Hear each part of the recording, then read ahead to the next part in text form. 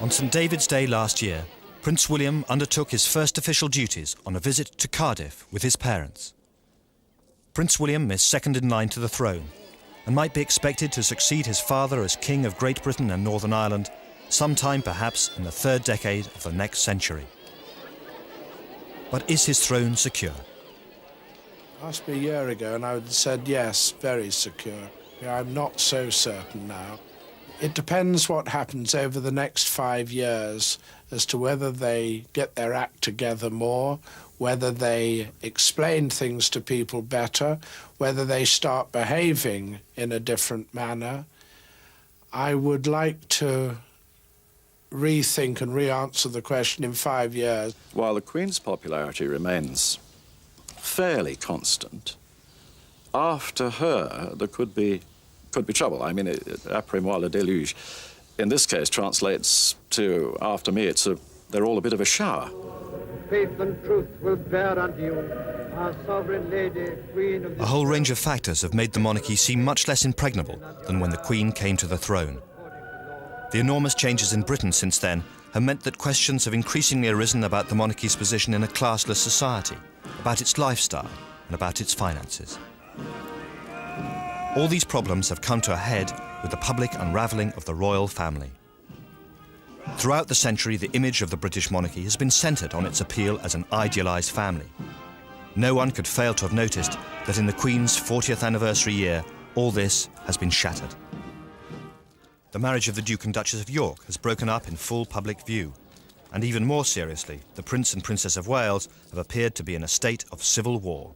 There's scarcely anything that could be more damaging. The monarchy is about the family these days. The royal family is the phrase, and it's no coincidence it's the phrase that we use for the monarchy these days. It's not a political or a constitutional institution, very much more. The sort of image of the royal family in the 1950s and 1960s, which the Queen managed to create, I mean, she really turned it in from being a royal family to being a kind of respectable upper middle class family that people could identify with. I think if it now becomes a collection of single parent mothers, of children from broken homes, of Houris, Henrys and Sloane Rangers, then I think that just undermines the purpose of having it. Why have it to see the worst aspects of family life? The other problem is not just the breakup, but is the manner of the breakup. I mean, the tabloids could not have made up the stories that surrounded the breakup. Indeed, tabloids don't need to make up stories about the royal family anymore, because what the royal family does is more ludicrous and bizarre than anything the tabloids could ever make up.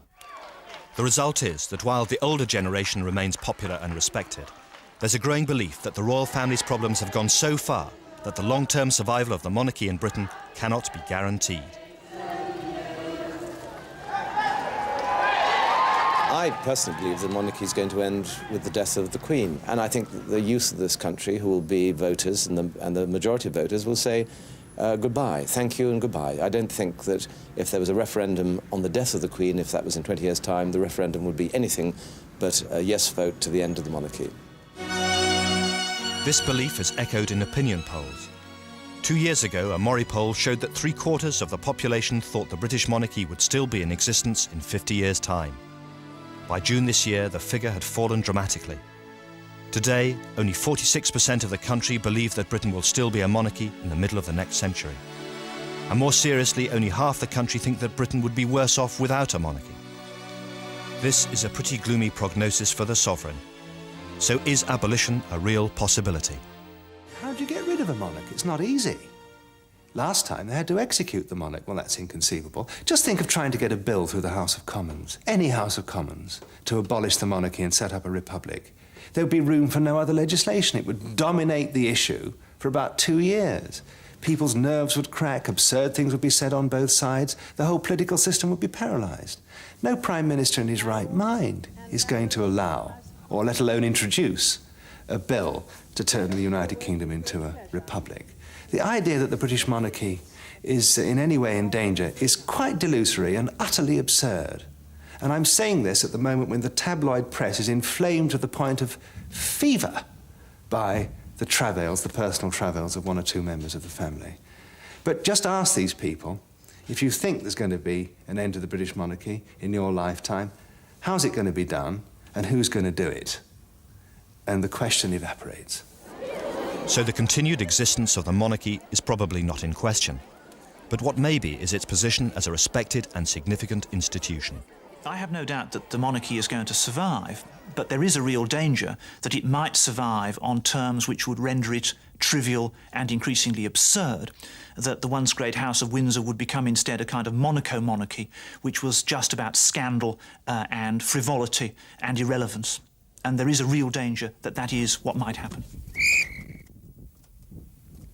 To avoid this possibility, it is necessary for the monarchy to reposition itself. To win respect, the younger members have to temper their behaviour so they become less interesting to the newspapers. The lifestyle of the monarchy has to become more low-key. The people who advise it need to be more in tune with the times, and the monarchy has to convince the population that it really has a useful and serious role to play in the life of the country. The starting point for any scheme to rescue the royal reputation has to be with its finances. Much of the anger over the Fergie scandal was focused on the belief that the royals were living it up at the public expense. Whilst the rest of the country is having to adapt to reduced circumstances, the monarchy is still seen to be living in a kind of 19th century opulence. If they weren't living at public expense, rows like the recent Morton row would be very different. As long as they live at public expense, the British people has a right to probe into things that some people think they shouldn't probe into. They have to be held accountable for their behaviour, moral behaviour as well as public behaviour. If that dimension is removed, the insatiable prying into their private lives might be much more controllable than it is now. Public opinion seems to be that the time has come for a more modest monarchy. A Mori poll in June showed that 3/4 of the population now think the royal family should not receive as much money as it does. Two reforms in particular have been widely canvassed. First, that the Queen should pay tax on her private income, and second, that the monarchy should be less of a family affair and more of a streamlined working institution, with fewer members receiving public money through the civil list. Last month, at the height of the royal marriage scandals, it was rumoured that the Queen had finally instructed her solicitors to make the arrangements for her to pay tax. But both the palace and the Inland Revenue have denied the story, and some royal critics believe the Queen will fight this every inch of the way. For the last 40 years of the Queen's reign, she has resisted every endeavour of politicians, prime ministers, to disclose any detail of her private fortune, which has led to all kinds of speculation about it. I see no move on her part to start paying tax after 40 years, any impetus for her to pay tax, and the British public overwhelmingly want her to start paying income tax, would have to come from the Prime Minister, have to come from the Privy Councillors, have to come essentially from the great and the good in the land. The civil list was fixed for 10 years in 1990. But now, even the monarchy's strongest supporters concede that it will almost certainly be cut back.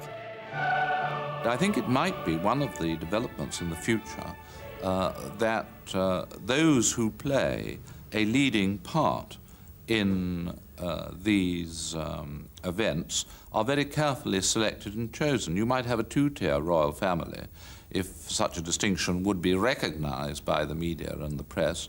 Those who are undertaking public duties and are there on the civil list, and those who rarely declare that they are private individuals and are treated in the same way as every other citizen. To some extent, the royal family is already showing a lower public profile. In an earlier age, Lady Helen Windsor, the daughter of the Duke and Duchess of Kent, might have been expected to have had a very grand and public wedding. In fact, Lady Helen was married in the relative privacy of St George's Chapel, Windsor, the first royal wedding to have taken place there since 1919. Lady Helen is part of a trend of non-royal royals that includes most notably the children of Princess Anne and of Princess Margaret. I think there's a mood inside the royal family, certainly amongst the junior members of the royal family, that they are no longer prepared to tolerate the kinds of pressures, the kinds of intrusions into their lives that they have to do at the moment. So there is a mood, and we've seen it with the Duchess of York. Whatever people think about her, she wasn't so bad as to be crucified in the way that she was. Now, she's left the royal family. Other members of the royal family, the junior ones, who could have been part of the function of it, just go their own way these days. They don't want to get caught up in that kind of malaise which seems to be affecting the royal family.